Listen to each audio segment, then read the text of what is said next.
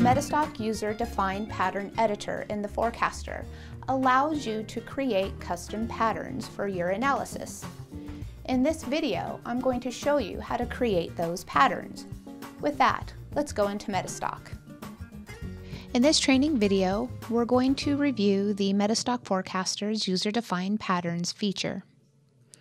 There are two ways to create a user-defined pattern, either from the chart of the forecaster or from the price pattern editor. We're going to review both of these in this training. Let's start by creating a user-defined pattern from the chart. To do that, we need to get into drawing mode. And you do that by checking the user-defined pattern select box. Next, you want to identify a pattern from an open chart. We're going to do that from Apple. First, I'm going to zoom in so I can get a better view of the chart. See if I can identify a pattern that is interesting to me. So I'm going to take my toolbar and zoom in a bit. When selecting patterns, you want to make sure that you have at least 3 bars, but no more than 250.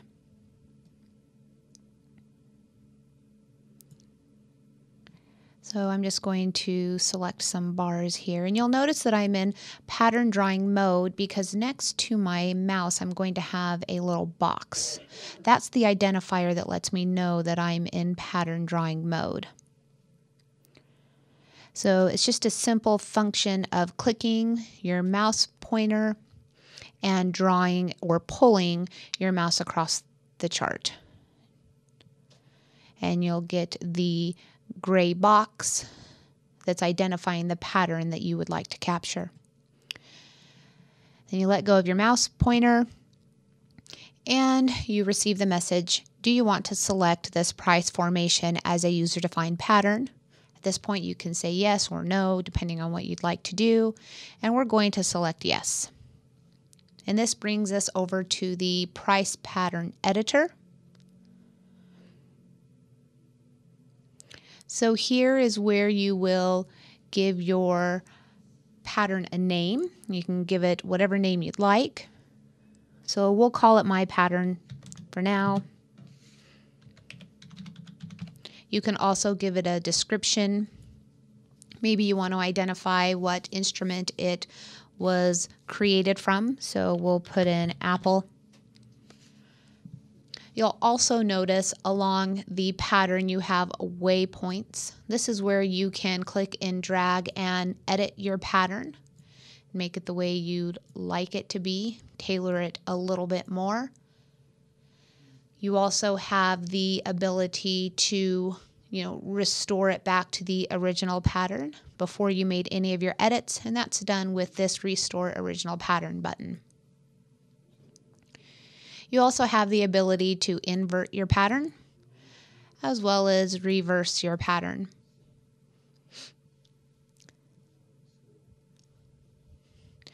There's also a really great feature which is called a pattern quick test. This allows you to test your pattern against any of the instruments that you currently have open in the forecaster. So you can see here in this drop-down menu, I can quickly test my user-defined pattern against Apple or Microsoft to see how it's matching up currently against Microsoft between December 31st, 2014 to current. I have an 8% match. You can also use your scroll bar here to scroll back through the data and see how close my matches are. Here you can see in my date range I'm getting a 71% match. Just allows you to quickly do a test and kind of see how your pattern's matching up against the instruments that you're interested in.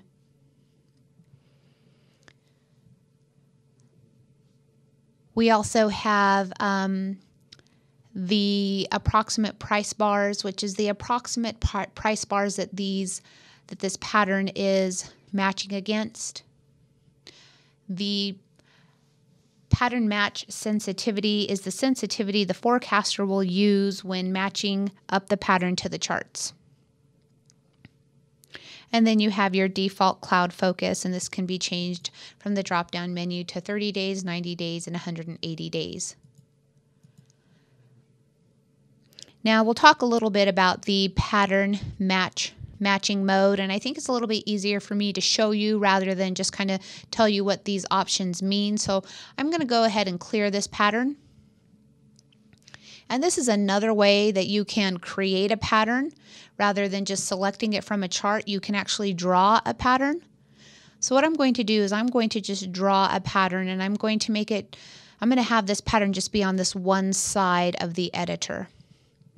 So right now we have the option here in the pattern matching mode for shape only. So with shape only, the forecaster will look for matches based on the shape of the pattern only. And you can see here, down here on the quick test, when we're looking at Google, it's expanding across the entire screen, right? It's expanding across the full 12 days or full 12 price bars. So it's looking for that shape, right? So when I change it to shape and location, it now identifies that the price or that the pattern that I have created is actually on that right-hand upper side of the editor, right? So when we do a shape and location option, the forecaster will look for matches using shape and the location of where the shape was drawn, not necessarily paying attention to the number of bars, right? But rather the shape and the location of that pattern. So those are the differences between the two options in the pattern matching mode. You also have the ability to delete your waypoints. So you can select the waypoint and just simply hit the delete key on your keyboard. You can select a range of waypoints by highlighting one, using your shift key, highlighting the end one, and hitting delete. This just adds more flexibility in the editing of your pattern. So let's go ahead and save this pattern, or actually I'm going to clear the pattern and I'm going to draw just another pattern. And we're going to save this pattern. So you'll notice here that when you save a custom pattern, not only is it identified by the name that you've given it, but it's also identified with the pattern that you've actually created. You can see my little head and shoulders pattern down here at the bottom. You have the ability, a few more buttons over here on the side to, copy a pattern, delete a pattern, modify a pattern. So those are all there for your use. We also have the ability to rescan all of your analysis. In this case, it would be the 3 that I have open for all of the patterns that we have selected, and this would include our custom patterns. And just really quickly, to get back into our editor, we would select Draw New Pattern, and you would be able to go ahead and draw your new pattern. So let's just rescan all of our analysis with our patterns, including the new one that we've created. So you do that with a Rescan All Analysis.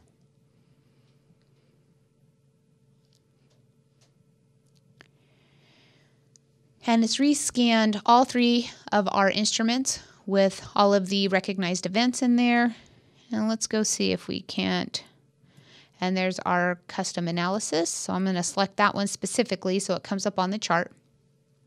Another great feature of the forecaster is that you can hover over each of the analysis and you can get a chart tip essentially, which shows the price bars as well as the pattern match and gives you a pattern match confidence percentage.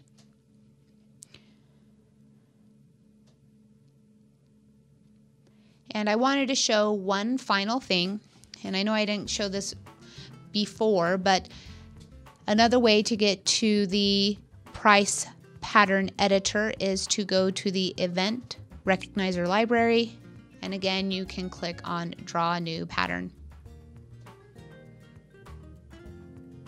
And that concludes our training on the MetaStock Forecaster user-defined patterns, and thank you for joining me.